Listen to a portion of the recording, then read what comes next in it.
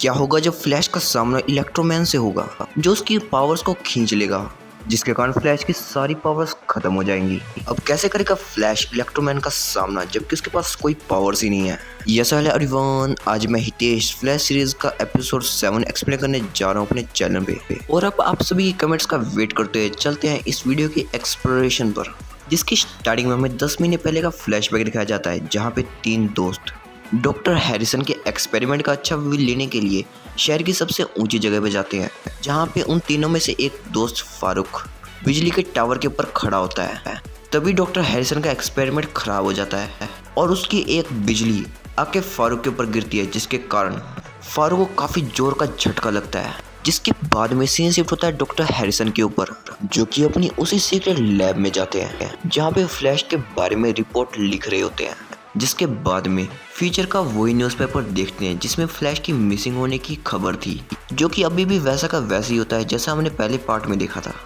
जिसके बाद में वो बैरी के पास जाके उससे कहते हैं कि अब तुम्हें अपना सारा काम छोड़ के अपनी पावर्स को बढ़ाने के बारे में सोचना होगा, जो बात बैरी को बिल्कुल भी पसंद नहीं थी।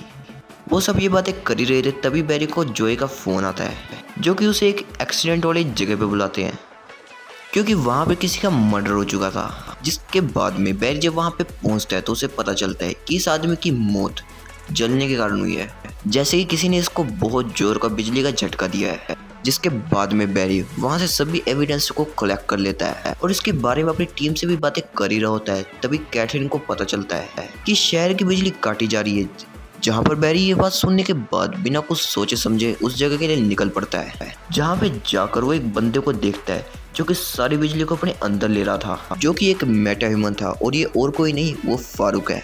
इसे हमने इस एपिसोड की स्टार्टिंग में देखा था, जहाँ पर जब इलेक्ट्रोमैन फ्लैश के ऊपर हमला करता है तब उसे फ्लैश के शरीर से एनर्जी मिलती है, क्योंकि जब फ्लैश दौड़ता है तो उसके चारों तरफ बिजली आ जाती है। जिसके बाद में इलेक्ट्रोमैन फ्लैश की सारी पावर को अपने अंदर एब्जॉर्ब कर लेता है, जिसके बाद में फ्लैश की सारी पावर्स खत्म हो जाती हैं। फ्लैश किसी तरीके से इलेक्ट्रोमैन से बचते हुए स्टार लैब पहुंचता है, जहां पे स्टार लैब में उसकी टीम को पता चलता है कि फ्लैश की अब सारी पावर्स खत्म हो चुकी हैं। जहां पे डॉक्टर हैरिसन बैरी की बात सुनने के बाद उससे कहते हैं कि मैं बहुत ही जल्द तुम्हारी पावर्स को वापस लेके आऊंगा। जहां पे बैरी जब ये बात जोए को बताता है तब जो एक कप नीचे गिरता है, जहाँ पे बैरी उसे पकड़ भी नहीं पाता। जिसके बाद में कुछ ही देर बाद वहाँ पे आयरिस आ जाती है और वो सभी से कहती है आप सबको टेंशन लेने की जरूरत नहीं है, क्योंकि हमारी सिटी में ऑलरेडी एक सुपर हीरो है जो सबकी जान बचा लेगा।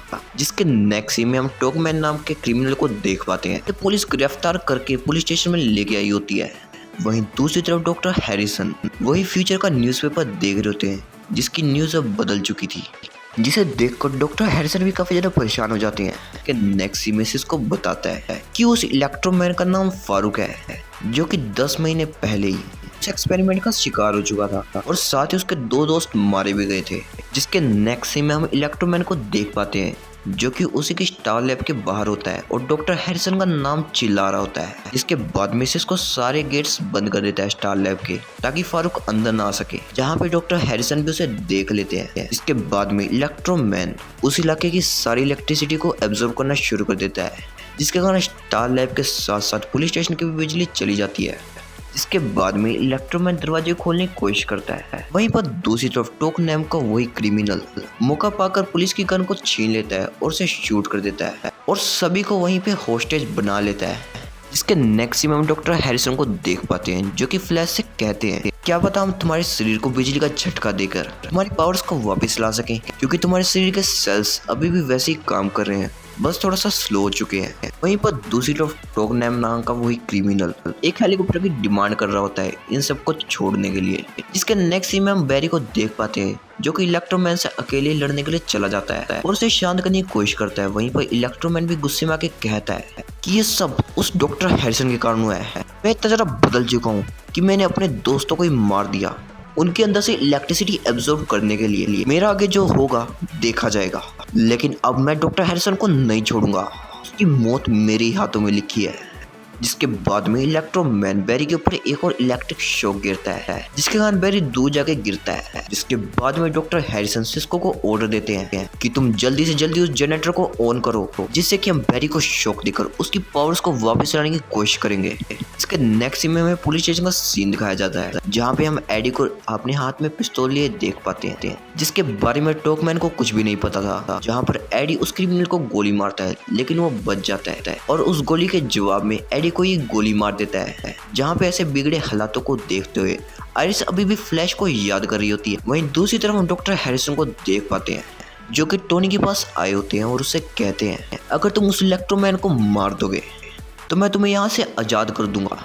जिसके बाद में टोनी भी मान जाता है और उस इलेक्ट्रोमैन से लड़ने के लिए पहुंच जाता है। वहीं दूसरी तरफ कैथरीन और सिस्को बैरी को शॉक दे रहे होते हैं उसकी पावर्स को वापस लाने के लिए, लेकिन बैरी की पावर्स वापस नहीं आती। वहीं पर दूसरी तरफ टोनी भी ज़्यादा देर तक टिक नहीं पाता है उस इलेक्ट्रोमैन के सामने और उसकी मौत हो जाती है। जहाँ पे बैरी को इस बात पर डॉक्टर हैरिसन पे काफी ज़्यादा गुस्सा आता है, जहाँ पे बैरी कहता है हम अपनी जान बचाने के लिए किसी और की जान नहीं दे सकते, लेकिन डॉक्टर हैरिसन इसके जवाब में कुछ नहीं कहते और शांत रहते हैं। वहीं पर दूसरी तरफ कैथरीन जब बैरी का ब्लड सैंपल लेती है और कहती है कि तुम्हारे सेल्स तो पूरी तरीके से नॉर्मल हो चुके हैं, तो फिर तुम्हारी शक्तियां वापस क्यों नहीं आई?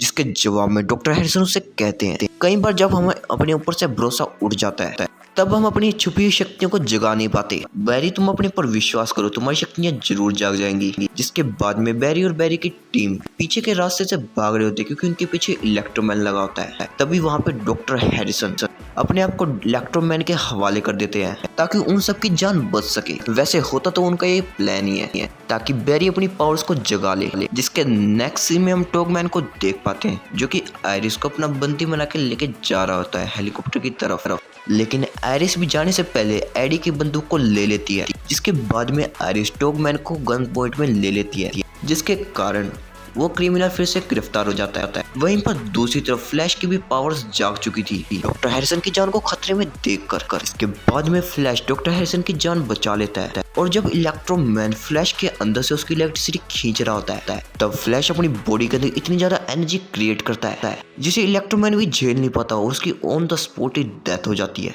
जिसके बाद में बैरी सीधा पुलिस स्टेशन में जाता है और उसे वहां जाके पता चलता है कि यहाँ पे क्या क्या हुआ, लेकिन अब सिचुएशन संभल चुकी है। जिसके नेक्स्ट सीन में हम देख पाते हैं कैथरीन इलेक्ट्रोमैन की बॉडी को मेटाह्यूमन के लिए बनाई जेल में डाल देती है। जिसके नेक्स्ट सीन में हम बैरी को देख पाते हैं जो कि हॉस्पिटल में जाता है एडी से मिलने के लिए, जो कि अब खतरे से बाहर होता है। जिसके बाद में बैरी फ्लैश के फिर से रूप में आके आयरिस से कहता है कि मुझे माफ करना कि मैं तुम सबकी जान बचाने के लिए नहीं आ पाया। जिसके नेक्स्ट सीन में हम डॉक्टर हैरिसन को देख पाते हैं जो कि फिर से एक बार फ्यूचर का न्यूज़पेपर देख रहे होते हैं, जहाँ पे न्यूज़ फिर से बदल चुकी थी और वही पुरानी वाली न्यूज़ आ चुकी थी फ्लैश के मिसिंग होने की। जिसके बाद में वो इलेक्ट्रोमैन की बॉडी के पास में जाते हैं और उसका एक ब्लड सैंपल लेते हैं ये जानने के लिए कि इसको कैसी पावर मिली थी, जिस पावर ने फ्लैश की सारी पावर्स को एब्जॉर्ब कर लिया था। सो गाइस कैसा लगा आपको एपिसोड? अगर कोई देख रहा है तो प्लीज एक छोटा सा कमेंट कर देना। वैसे चांस तो बहुत कम लगते हैं कोई देख रहा होगा, लेकिन फिर भी मिलते हैं नेक्स्ट एपिसोड में।